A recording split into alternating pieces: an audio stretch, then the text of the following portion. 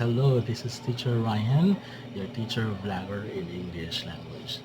So basically, we are actually reviewing our previous topics in the class. So this is a sort of a recap, or for those who miss our class because we had an important matters that you will be attending. So this is a good opportunity to actually review the things that we have. So basically, we are now in the third chapter, 3B, and the lesson entitled Varieties and Registers of Spoken and Written Language. So, at the end of this lesson, number one, we will determine culturally appropriate terms, images, expressions, and even sensitivity to gender, race, and class. Number two is you will adopt cultural awareness and sensitivity of communication ideas. So please take down notes, some important concepts, and even if you have any questions, you can jot it down. Then afterwards, you can actually present it to the class, or you can actually share it to me, your notes. Okay, so without any further ado, let's watch this. Praise be Jesus and Mary. So this morning, I will actually extend our lecture for those students, your classmates, who are currently now in their tour. Say hi to them. Hi. Wish you were here. Yes, hello. Okay, so for this morning, before we go to our new lesson, let's first do recap what we had last meeting. Okay, so let's look back what we had last meeting. There are 5 important things that we learned or discovered or identified about local and international communication in multicultural setting. Can you please first identify what is the first concept that we learned last meeting? A world of diversity. Remember, according to Parapat 1995, a world of diversity is unique in terms of our own way of living, our language, our religion, and even the way how we connect with one another. So because there's really a need for us to connect with other cultures, and it does not affect or eliminate our identity when we immerse ourselves to others. Okay, second concept that we learned about local and international communication, global community. So one good factor that will connect our diversity is the use of technology. Okay? And because of the technology that bursts out, the use of the broadcasting, the use of the modern communications, right? And the third thing is cultural awareness and sensitivity. When you talk about cultural awareness, what's one thing that we have to remember? Awareness in the sense that we have to understand other multiple differences. Kapag cultural sensitivity, meaning Zoom. Meaning, we have to, is it enough that we need to know? Yes. It's not just knowing, but we have to accept those differences. Okay, another thing, fourthly, we have gender sensitivity. And remember, gender sensitivity is not something to do with the third sex generation, but will give an equal opportunity for men and women and some others. Equal opportunity without thinking that this is good for them. For example, this job is only for women, and you should not do this because this is only for women. So that is a stereotype. So we have to give them equal opportunity. So it is not to say that all women will be called to be wives. No. Some of them will become professional, doctors, soldiers, and so on. And lastly, we have political correctness. Can you give me one political correctness that you remember? Without mentioning the others. Yes. Isa. We have, yes. People or person with disability or physically challenged. Okay, or physical challenge. Thank you. Yes, next please. Ayan na. Basa ka. Okay, pass. Yes. How do you call a person that is bald or kalbo? You should have called the person as Oakley. How about panda? What do you call a person? You say vertically challenged or midget or small people. Okay, what else? How do you call a person that is fat? A book. People of mass. Very good. How do you call a person with bad odor? What do you call that? So remember, that will be part of our rhythm exam, no? Okay, what do you call that odor? It's non-discretionary fragrance. So having said all these things, we can say that we are living in a multicultural setting because we are diverse. We have our global community connected to the use of technology. Isa pa, we have this awareness that we are different in our own way. Okay? And we have also to use the correct choice of words because whether we have all the access of the words and then it will not benefit other people, so that will offend them. So we have to be careful. Okay? Clear? Okay, now we will have this morning a new lesson. But this is not somehow new to you, but these are just reminders for all of us. Okay, before we go to the topic, we'll have a illustration or a knowledge test. Okay, I have here two speakers having different languages. But the question is, what makes them different? Anyone? Okay, observe. Language person 1 is communicating to language communicator 2. Do you think, when they communicate with other, do you think that they understand each other?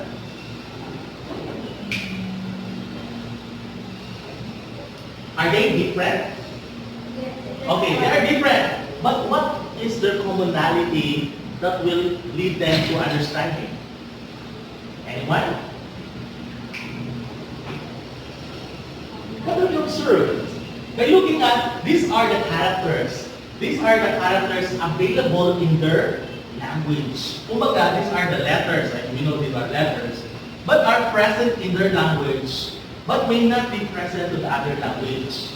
Okay, now, what's one thing that is common between the two speakers? What is it? What's common between the two? Do they have similarities? What are they? Letter Z. Okay, we have the letter Z. Okay, what else? K. What else? That's it, no? So in other words, there's a tendency, do you think there's a tendency that the two can understand each other? Yes. Okay, but not 100% that they will understand each other. For example, if this person is Indian and trying to speak in English, so that Indian person can actually communicate with Americans, but not to the point of speaking most of the words. Because some of the words cannot be translated immediately in their first language. So, there's a possibility. What if I would include another person, and this person communicating with other language? What will happen? Do you think that they will understand each other? What made you say so? What if these are the only available letters in their language? And these are the only available letters in their language. Yes, what will happen? Okay, X, Z, C, K, and P. What have you observed? That's the letters, two letters available in their language. No. Why? Why?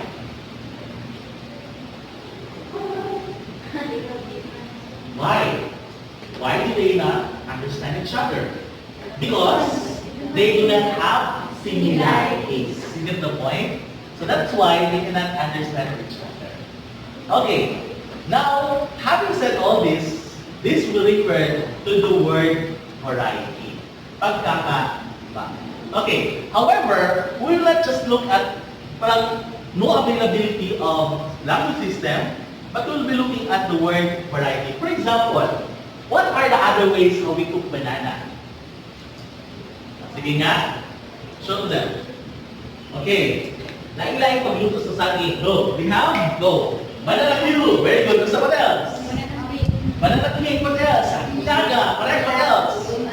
Lumpia. Ano ang saging. What else? Banana chips. Banana chips, correct? But the good point is, despite the styles of cooking, but the similarity is still banana.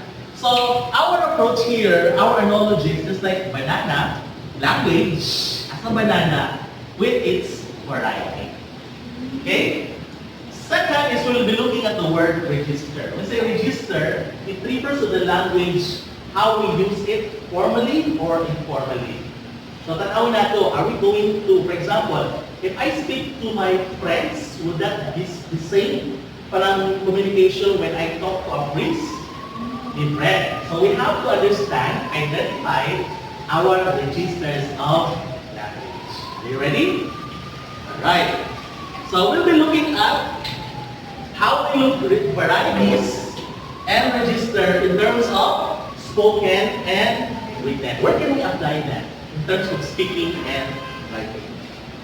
Okay, for this morning, there are two things that we can learn from this chapter. Where first, we have to look at language varieties, like saging na variety, for example, and saging na registers. Okay, where can you say that ang saging ay na-assign register, for example? Kung ito ay hinog or ilaw. Ano siya ang approach na? That is my approach so that you can understand the simplest way as possible. Let's begin with the language varieties. Okay. Ngano, why is there a variety? Okay. Imagine God created us with the same faces. How does it feel to have the same face with other people? Chaka. You get the point? Diba? So imagine every day you are eating the same ulam from morning, afternoon, evening. The same thing will happen to the next day. What will happen? Sumo. Diba? You will lose your appetite to eat. The same goes when we have the same faces. That's why God is a God of variety. That's why we have to appreciate the different creations of God so that we can see that there's really beauty in variety. Is that the point?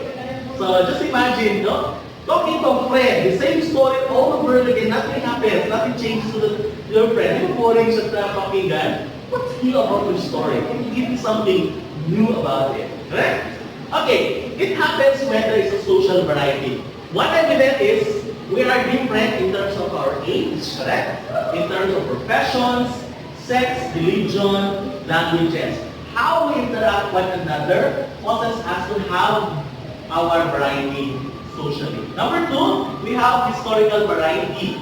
Ngayon naman, in the Philippines alone, we have different parang timelines of historical. For example, why is it you look like Spanish? Diba tayo na? Murag isa. Diba tayo ka? Murag hapon tanawon. Because of the historical variety. For example, in the Philippines, we were colonized by Americans, Japanese, isa pa. Mga British, isa pa. Korean, no? And some other foreign countries that actually left a mark of historical parang legacy to all of us. Okay? Last thing, that's what we call, there are two ways how we pronounce it. We call spatial or spatial. Okay, spatial or spatial are variety. See, even in pronunciations, there is variety. Okay, but they mean the same thing. Okay, what do you mean spatial? It refers to the location, to where someone lives. For example, in spatial, in terms of language, the way how Bisaya speak in Iligan is not the same speaking of Bisaya in Cebuano. Don't you know that? Kamatay mo? Don't you know that there is no kabayo in Bohol? Kabadyo. Kabadyo. Because there's what we call kabayo. Okay, you get the point? It is the same Bisaya, but the way how they speak in terms of tono, kamatay mo? What have you observed in Cagayan Bisaya? What have you observed the way they speak in Bisaya? Something like, kalagkagay siguro ka. Kamatay mo? Oh, what do they have? Or some other places, they use Bisaya, but something like dinig sa ilaha. There's a variety. Yung mga gid, no? Sa pa, Chaga. We don't have that, right? Iligan. What else? Ha? Bye, no? Ha? Oh, kita, right? The way how we para sa sakyanan, for example, lugar lang, ilan na lang, di ba? Balik mo lang, di ba? We have different ways to say things in the same, that will mean the same thing. Get the point? So that will make us spatial variety. Now, now let's go to the varieties of language. Okay, who of you here have heard about pidgin? Familiar word pidgin? Wala, no? Okay, this is what will happen. A pidgin it's a new language. Pidgin is a new language. The question is, where did the new language come from? Ano na ay new language? And let's look at further the definition. Which develops in situations. What do you mean situations? For example, interaction sa market, interaction sa lugar, situations yan. Where speakers, speaker 1 and speaker 2, of different languages, different languages, need to communicate. You say need, there's really parang urgent. Especially if this person is Spaniard, and this person is a native Filipino. We know that historically, Spaniards came in the Philippines. Now, this Spaniard had the system of language that does not exist in the language system of Filipinos. Kabantay mo, they have different letters. They have their own letters. However, ang pidgin is when there is a combination of two languages to come up with one word. For example, the word basehan. Okay, the word basehan is actually a combinatory of one native and one foreign. Okay, the word base is actually a Spanish word. Okay, the word han is a native Filipino, Bisaya, or Tagalog word. When these two languages combine together to come up with a new word, it's what we call pidgin. Okay, you get the point? The word basehan, there's a combination of Spanish and Tagalog. Because ang base, do you think base exists in the Filipino? Wala. Okay, it's only the word han. So there is a fusion of two words, two different speakers with different languages, but they have to speak the language. Okay, why? Kung sa situation that there's a need, for example, if this Spaniard is actually a businessman, they would like to transact with a customer Filipino. And since we don't have the same languages, they will actually come up with a word para magkasinabot silang siwa. Okay, another example for pidgin. We have the word in sa Hawaiian, sa Hawaii. They have this pidgin. For example, when English conquered Hawaii, so these Hawaiian people are natives, they do not have the word stop. They adapted the word stop, but they localized it to the word, for example, this is just an example, hastap. Okay? The word hastap meaning stop. Okay, where do you think the word stop came in? Where do you think that the word stop, the sound stop? Pero nadungan na siya ang hastap. Okay, this is just my invention. Okay, this is just the idea about how two words, foreign words combine together to come up with a new word. That's what we call pidgin. And because of that, when they come up with a new word, that's what we call lexifier, or what we call vocabulary. So when these words are put together to construct their own sentences, and it is also limited only for a few group of people. A pidgin is like code. We have also mga gaming nowadays, but this is not yet considered as pidgin. Ano, wala na siya pidgin ba?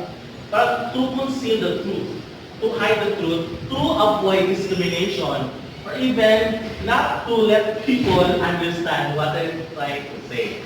Okay, but that is not what we call pidgin.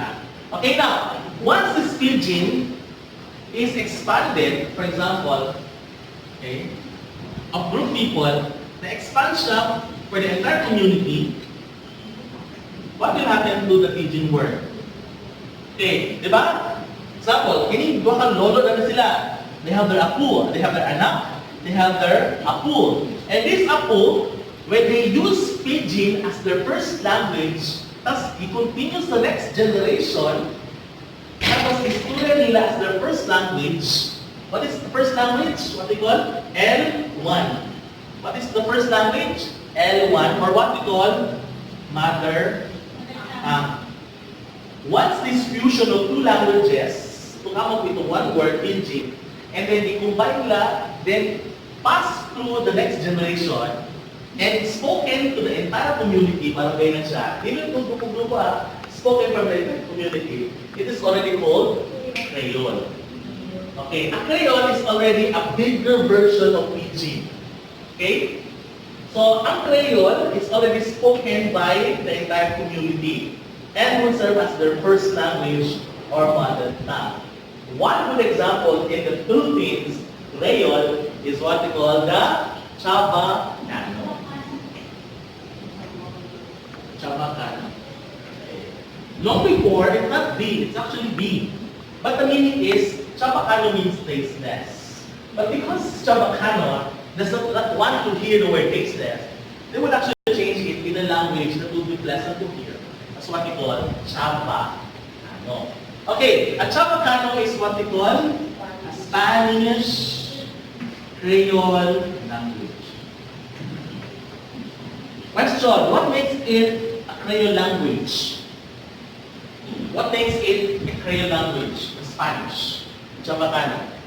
Because long before, when Spaniard came to Zamboanga City, both speakers, the Spaniard and the native, do not have a common language. But because there's a need to communicate, they will be using combination of words.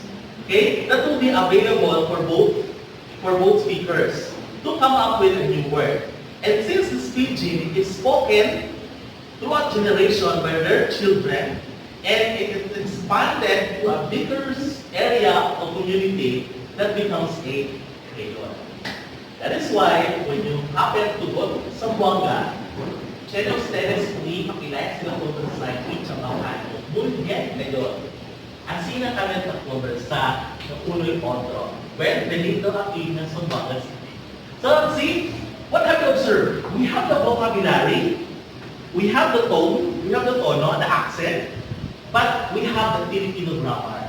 So what happened? The Spanish vocabulary, but not 100% na, I think 60% na, placed in Zamboanga, the tone and the vocabulary are still retained, but how we construct in grammar is actually wrong grammar sa Spanish. So when Spaniards listen to us, mga Mexicano, when they listen to us, barok ang mga grammar. What about Chinese speaking Tagalog? Have you heard someone Chinese speaking in, di ba? Pamatay mo, they actually have words, but they cannot construct properly their sentences. Get the point? So that happens there. Now, sir, is there a Chinese title in English? There's not. Okay? Because the presence of the words and letters or some other vocabulary are somehow similar to the Chinese. For example, the word kuya, ate, actually rooted from Chinese words. Okay? Okay, these are the examples of the Creole. Ang pinakaganda ng Creole ang English. Okay, now let's go to the third variety of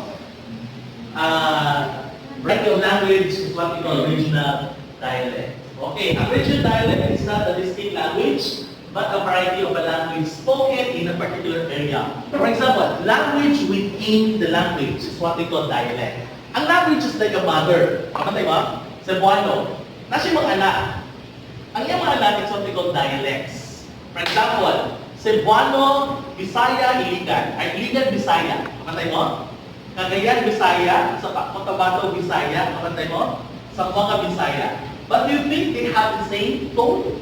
No. They have their variety. Right? Do you think they have the same expression? No. But they will still retain to the mother umbrella, Cebuano. But the way how they use the language differs in terms of pronunciation. Kapantay mo sa Cebuano, they do not have L. Kapantay mo, di ba? So, daho, di ba? One, saba. Kayo, daga. Instead of dalaga, they say daga. Di ba? Malayo is kayo. Or there was this, my favorite Cebuano Angkor. Do you know Leo Lastimos? The way how he speaks, parang so Sugwanon. Kasi ano Sugwanon? Then Bisaya, for example. This is Bisaya, ha? Let's see how you understand this. Listen carefully. Puntok sa mga ihaw ng sa Subo, kireklamong gilublog sa kumpanya. O, see, that is Bisaya. But the way how you listen to it, it's not present in our Iligan. Just imagine, puntok sa mga mangihaw ng sa Subo, kireklamong gilublog sa kumpanya. So what can we understand only the word? Reklamo. Saan ba? Puntok sa kumpanya.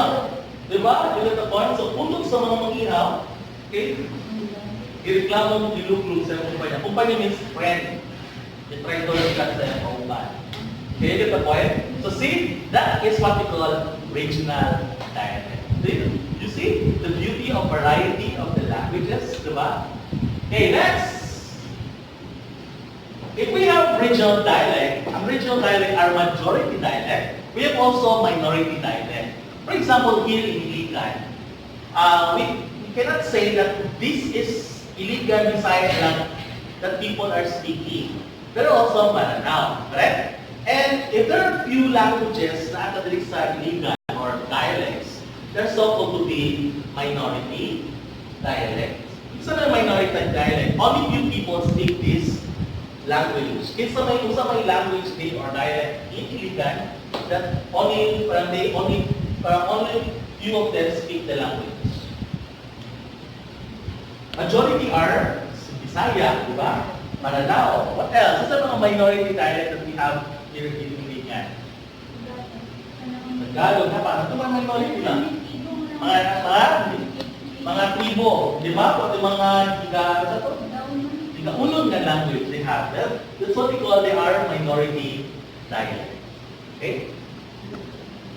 Okay, the ethnic group. No? We have ethnic group here. Okay. Next, we have to call indigenous variety. And one popular indigenous variety is English. Okay?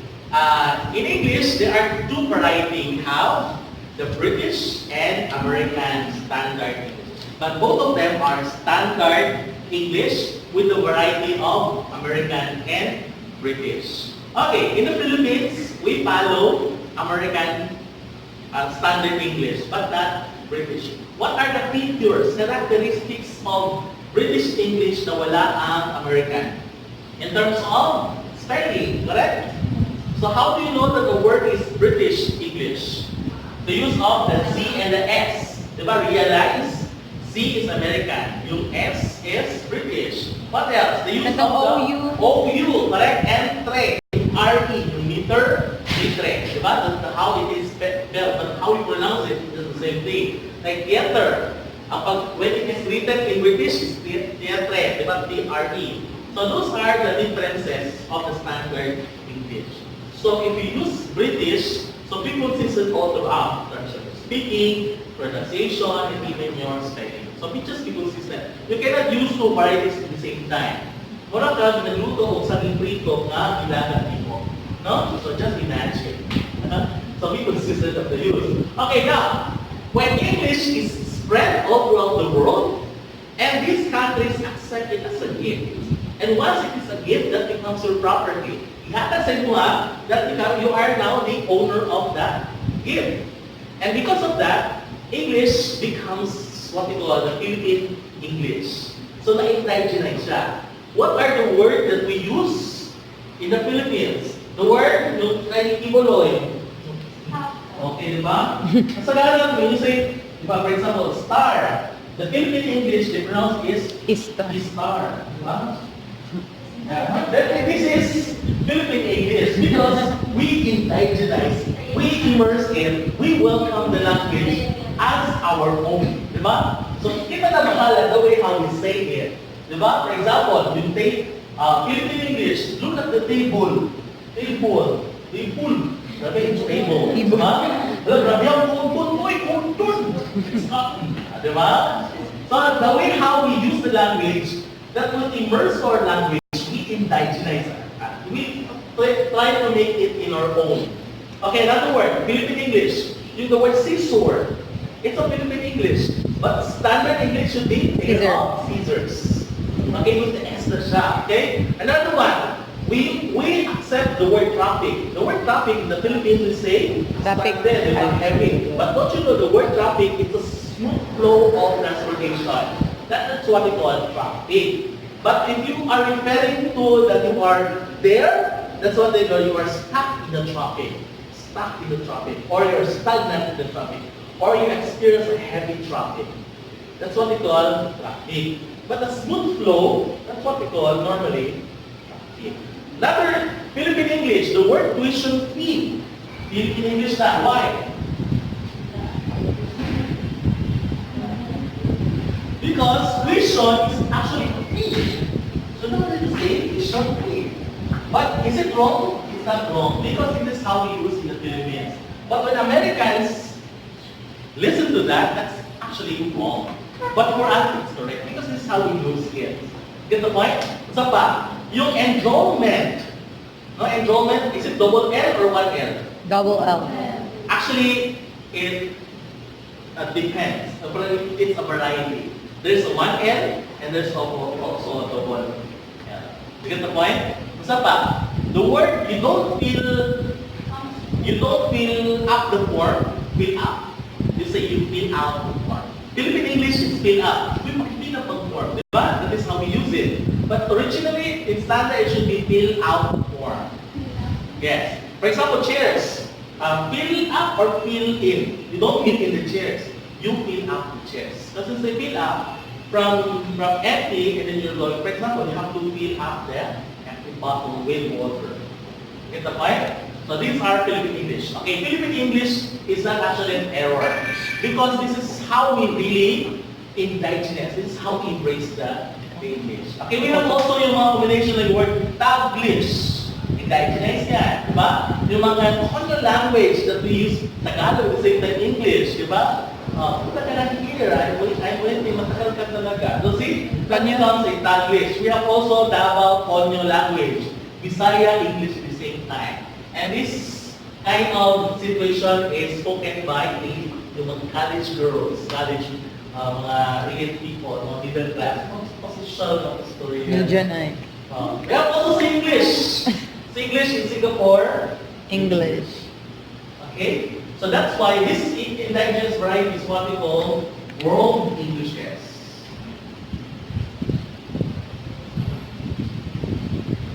Okay, in world Englishes, we have a native English, NE.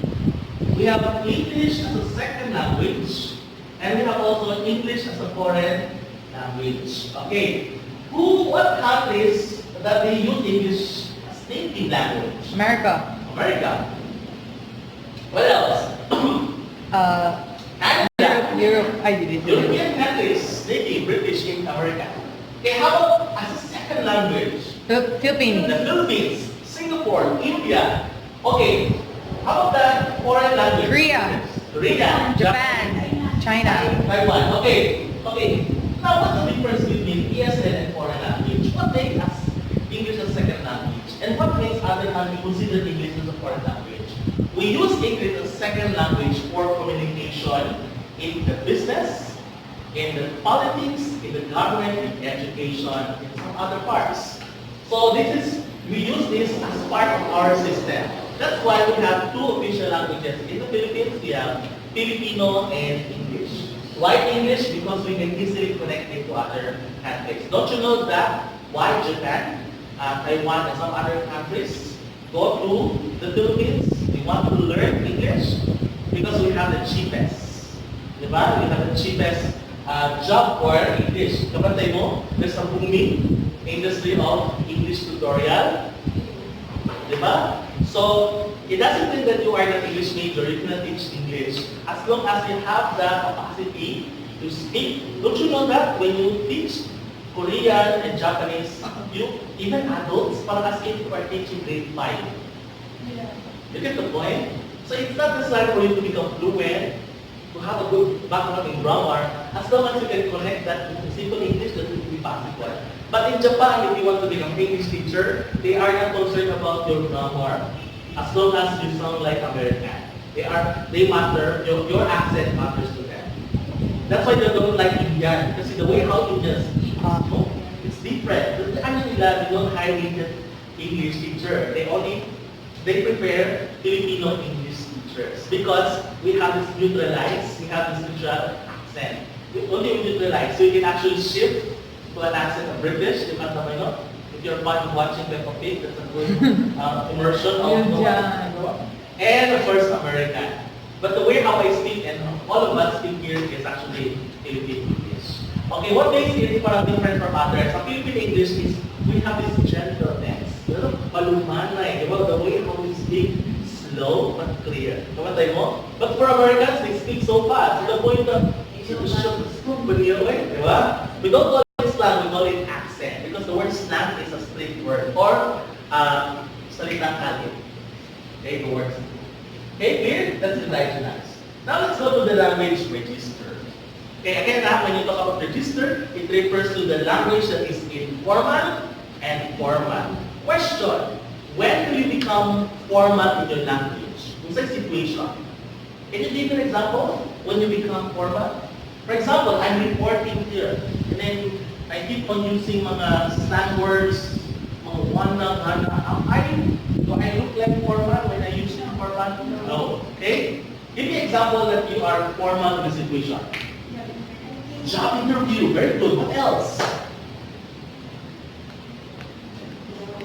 When you have a business talk, right? What else? We have a research proposal. Isa pa? Defense. What else? Reporting. Talking to the higher head, diba? Your teachers, you will be using formal language. Okay. Now, the whole point of register is, this is how you try to blend yourself or try to look yourself how you function your language. Okay, that is register according to Lord. Don't you worry, we have notes on our group. No need for you to write everything. And this slide is already available in SlideShare. Just visit the slideshare.com. Okay? And you just need to download it. Okay? You keep on writing everything that I'm saying. Okay, there are 5 distinct registers, language register. Number 1 is what we call Frozen. Okay, Frozen, we already watched it, right? How many of you watched the Frozen 2? It's very nice, no? For children also. Okay, now, what do you mean by Frozen? Any historical documentation that does not require any changes, it is unchanged over time. Because it's already stable documentations. For example, we have the Lord's Prayer, mga rituals. You keep on saying it, it's unchanged. It's what we call Frozen. Isa pa, the Bible and the Quran, you do not change it because it's already unchanged. It is the Word of God. So that is unchanged. Isa pa, Constitution that we have. Okay, clear. Isa pa, we have the national anthem. You don't revise it. It's already unchanged. It's established. That's Frozen. What else? Your birth certificate is not changed. Unless if you would like to change them because there's a malice meaning on it, you can change it. It's unchanged. What else? Something that does not change. Historical documents. How about textbooks? They are not frozen because they are updated time to time. Correct? What else? Diploma. What else? Yung mga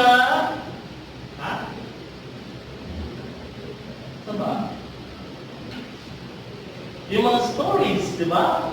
In literature, di ba? They cannot be changed. Next, we have formal. Ang formal, it's basically, they are like frozen, however, they are updating time to time. For example, Encyclopedia Britannica, di ba? Don't tell me in that particular year, it will not change to the next year. So it is updated. Updating, I mean.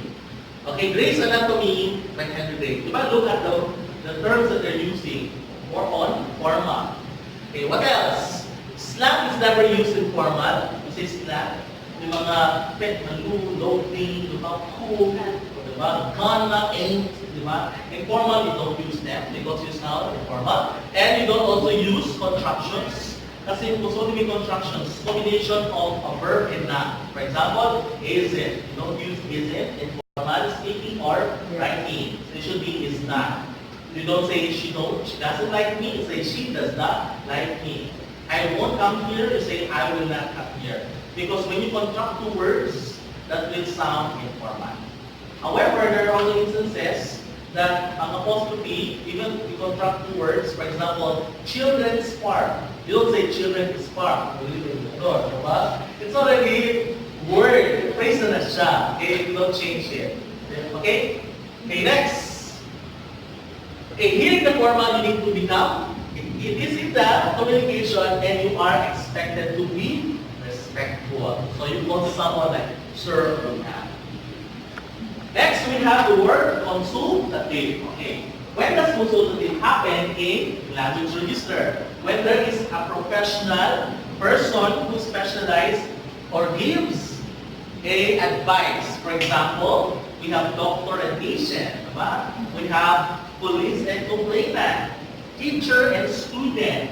So look at the tone of your language. Tone is often respectful. Diba? You know, doktora. Okay? Don't you know the word doktora, D-R-A, is a Tagalog word? D-R-A. It is not an English word. This is a Filipino word.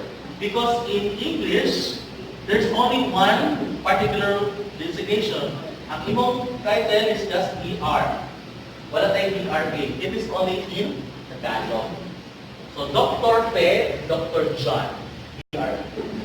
Get the point? That's why if you see like A, babae, female, doktora, doktor. Clear?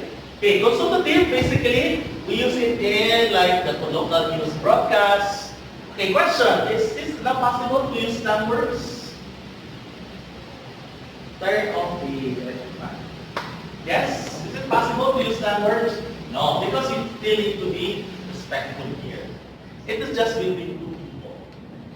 Next, we have casual. A casual is you don't think much of the words.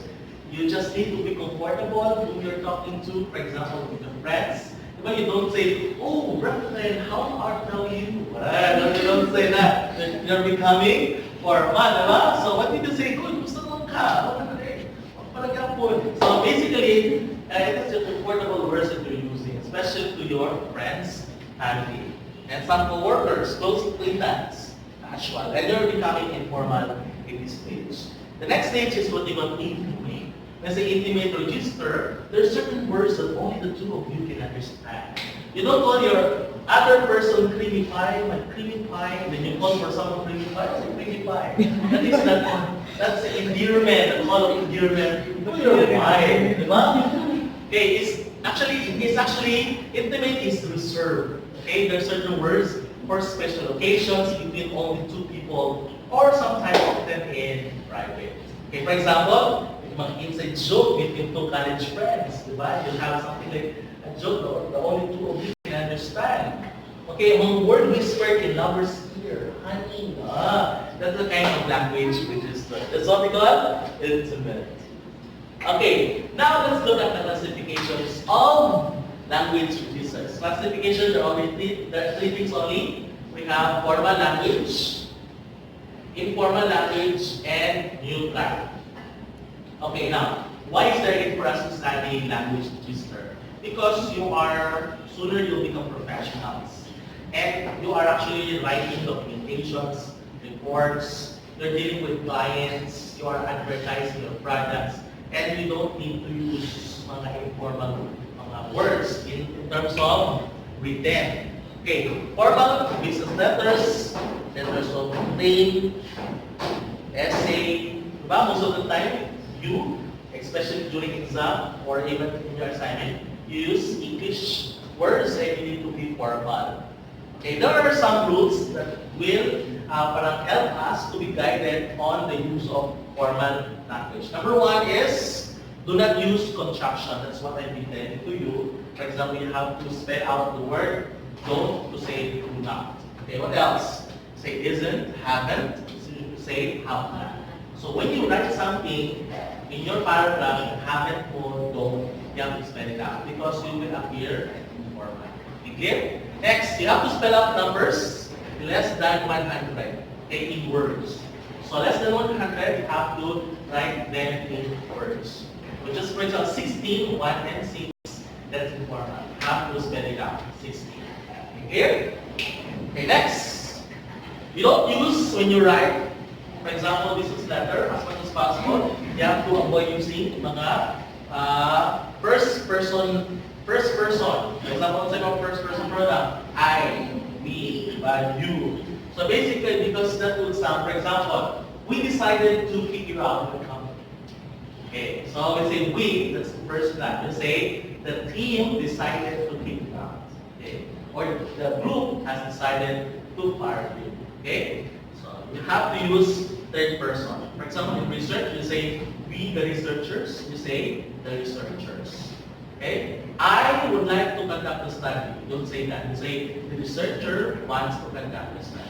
Okay, okay. You use third person. How do I know that you are using a third person point of view? If you're using she, he, it, or other people's name. Other people's name is actually a product of third person. Next, as much as possible, avoid using passive voice. We'll say passive voice. Ang number first sentence is what we call passive. What have you noticed? What have you noticed? There is a extended word, like the word valida. Look at the length of the sentence. Diba?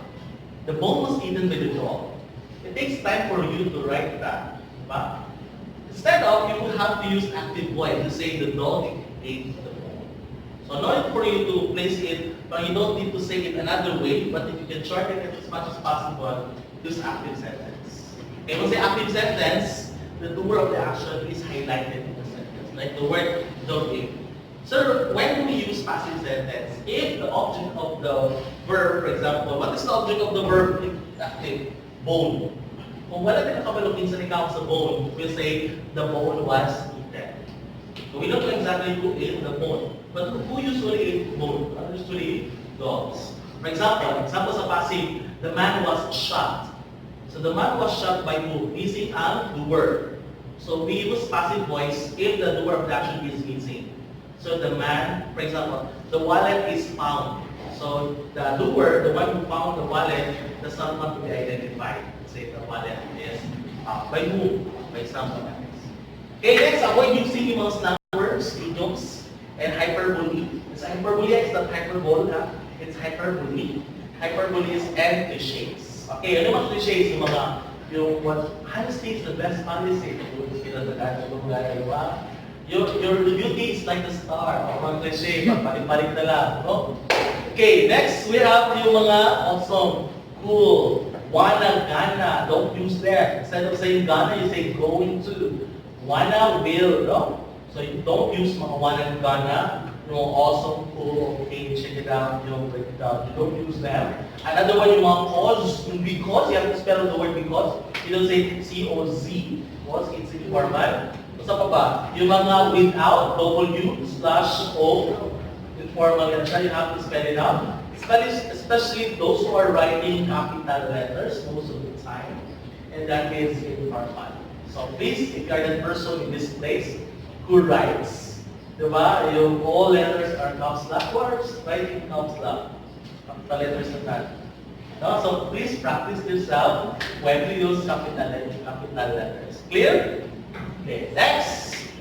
Okay, avoid using abbreviations. There's nothing wrong when you write abbreviations as long as that abbreviation, for example, this one, NASA.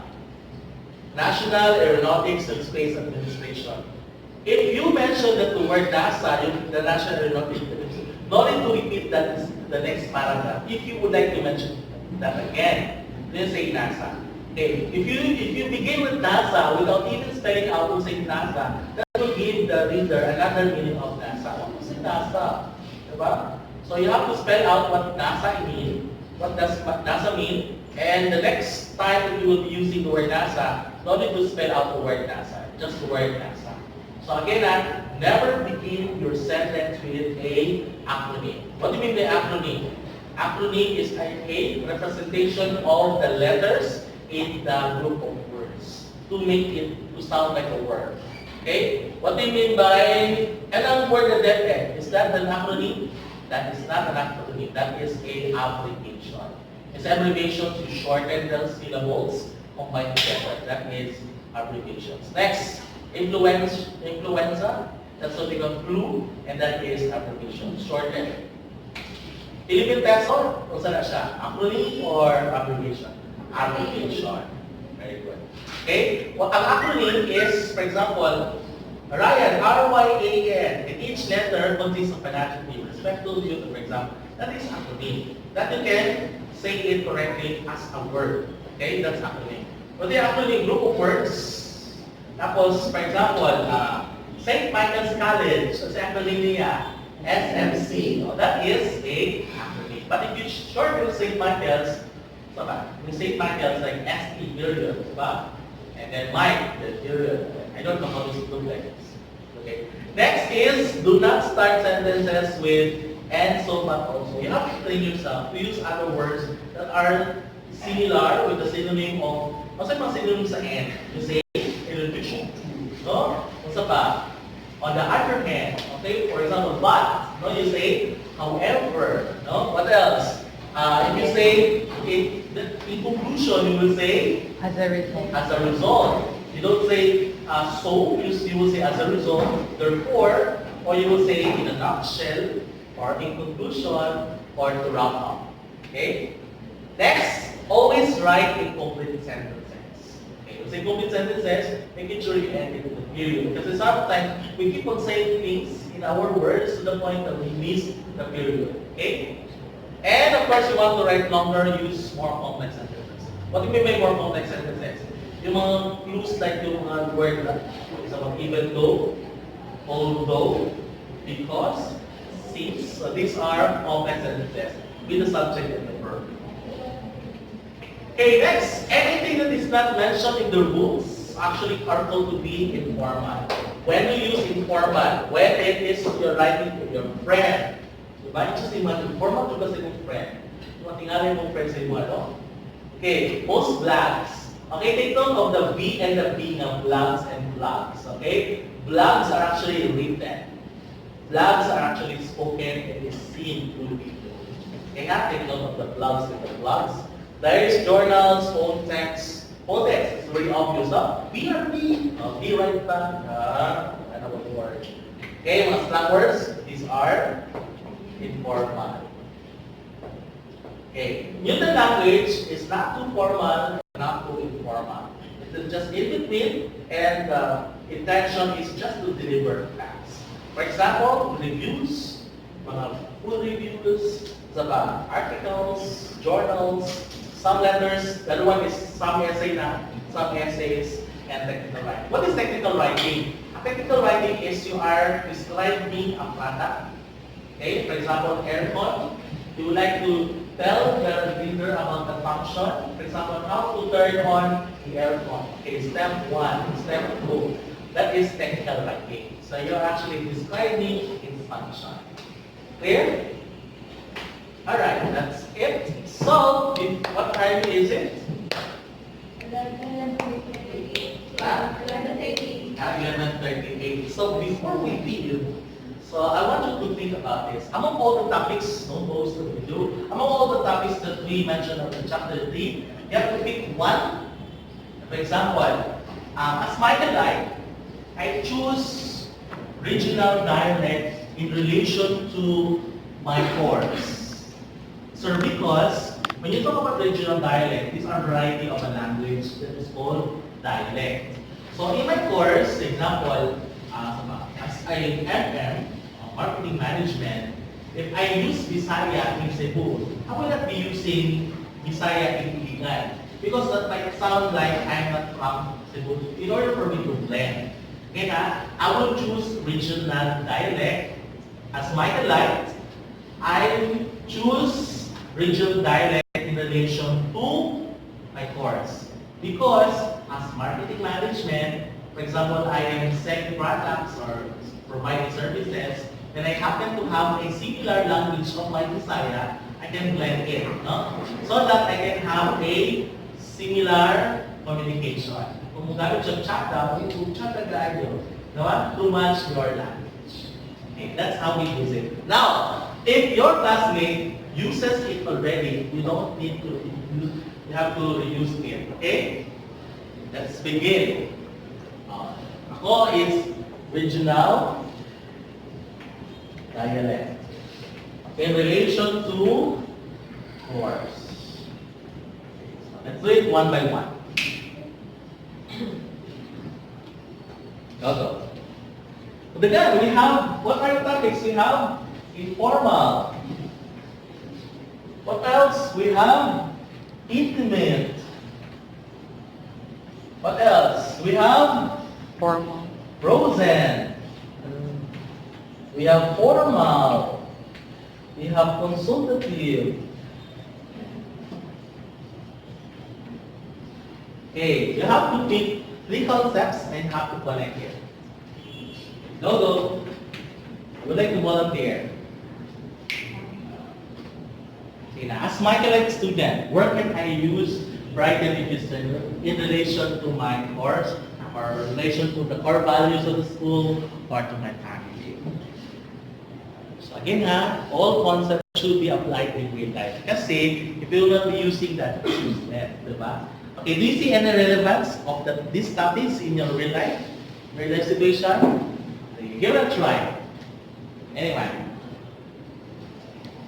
pick one topic that I taught to you, and then you have to connect that in relation to my family.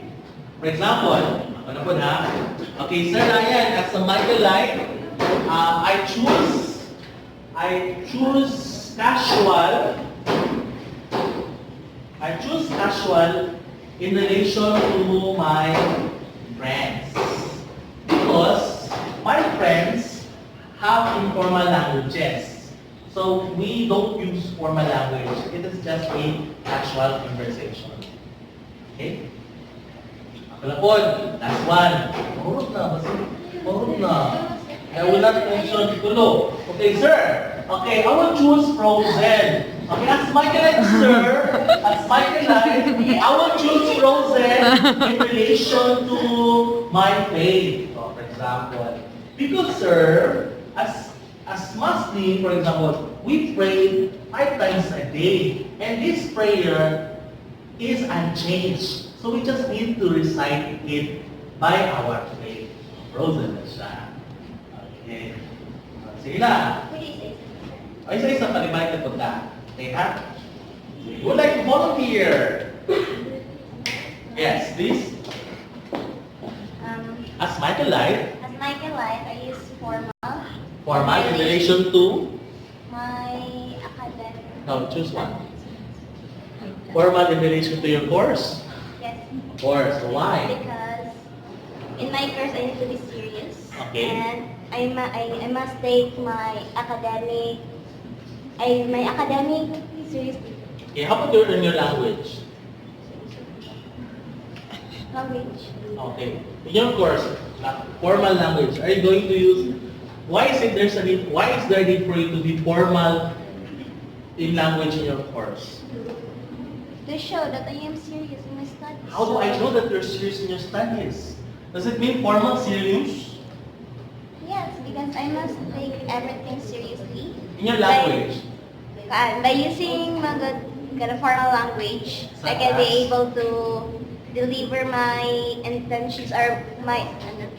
How do I know that you are delivering a formal language?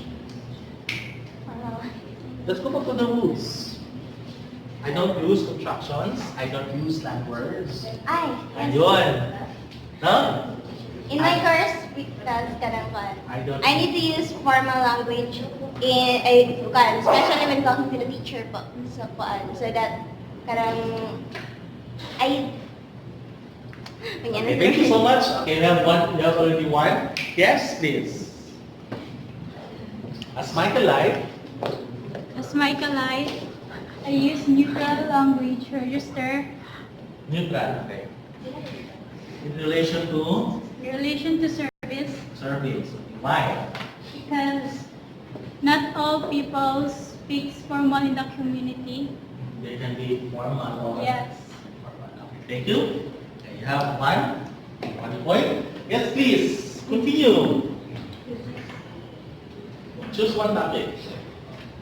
As Michael light. As my light, sir, I choose Kashwa, I consult, If I consultative. in relation to SMC core values. core values. What core values? Ay, SMC, faith, service, excellence. Faith. All. Huwag mo tandaan. Sige. Example is faith. Faith, sir, is because to add to What is it? Ano ang good si sir? Kailangan to. Yeah, how many faith? ay, for For you. For yourself? oh, Asan ba? Course? sa course. Ay, sa ang formal sa course. Course. Okay, course. Why? Because kaning, In the future, what is your course? HRDM. HR, okay. And I formal, sir, because kaning, as we, in the future, kaning, we should be, and to be professional, we should be formal, and miski karon, sir, kaning, gamit gihapon ang formal na concept ko, sir. You don't use slang words, contractions. Gamit ang formal sa ato ang mga words, then formal dialect, sir, is very important for us as we live and also as we go. Then in the future, sir, in our profession soon, gamit yapon, sir. Miss Iligan. Oh. Yes. Hello? Continue. What for you? Yes, please.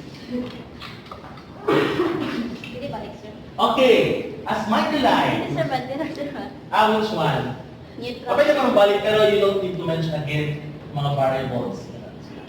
Neutral, sir. Neutral in relation to Society. society. Okay. Wah. Why? Because we need to neutralize ourselves in society.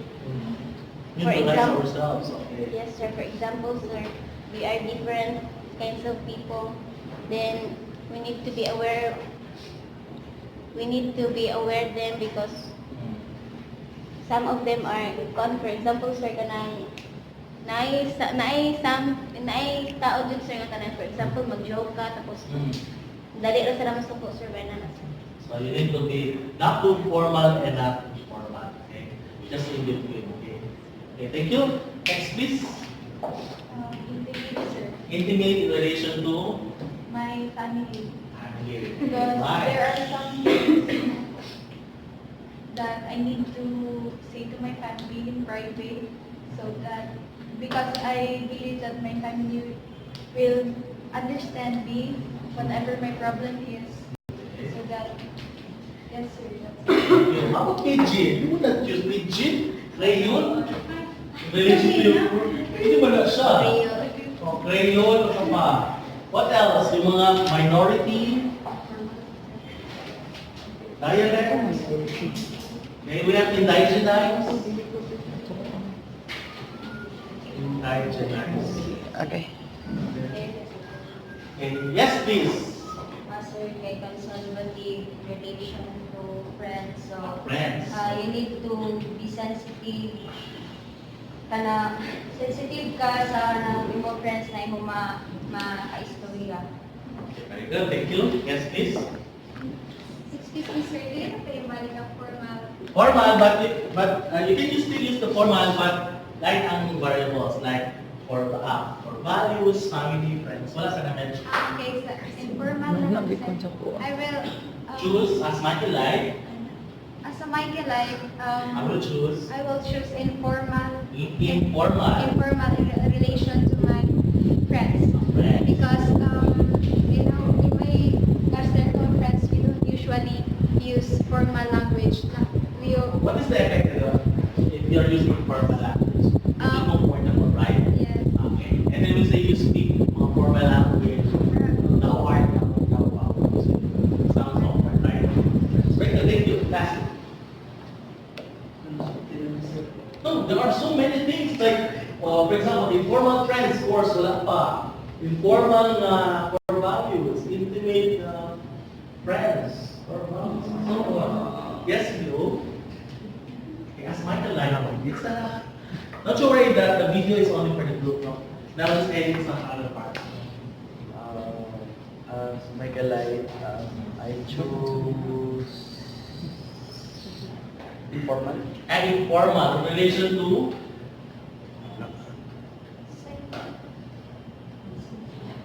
so C1, C2, PM2, Pwede na gapon sir. Yes, which one?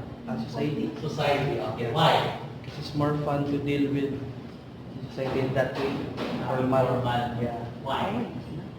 Because a lot of people of our generation can relate. And then if you tend to become formal in society, that becomes a distance because you sound like a person in authority. Right? Thank you. Yes. Yes. Oh, can you please close the camera? Her. Ako kay ano, for me kay, So Michael Light. as a Michaelite,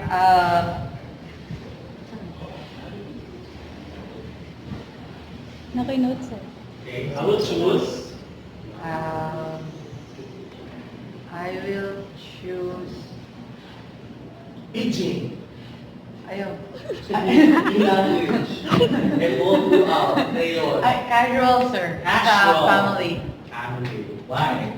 Ano, in our family we don't, it's better when to speak casual in your family, so that, no,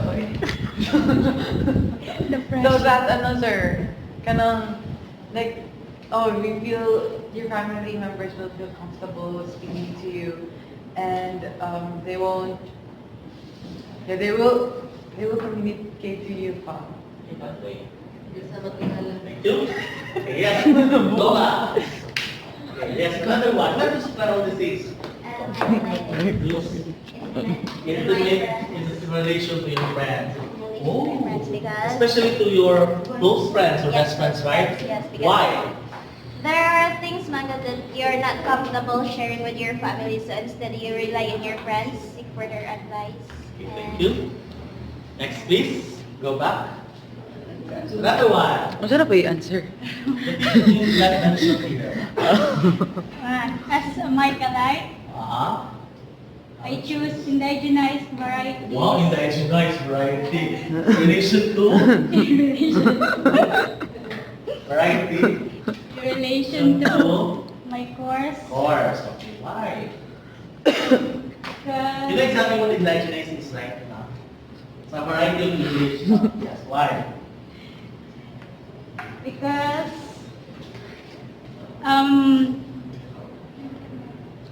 so that we can communicate to each other. We use sometimes in my related courses sometimes use Philippine English or the Kanyo words.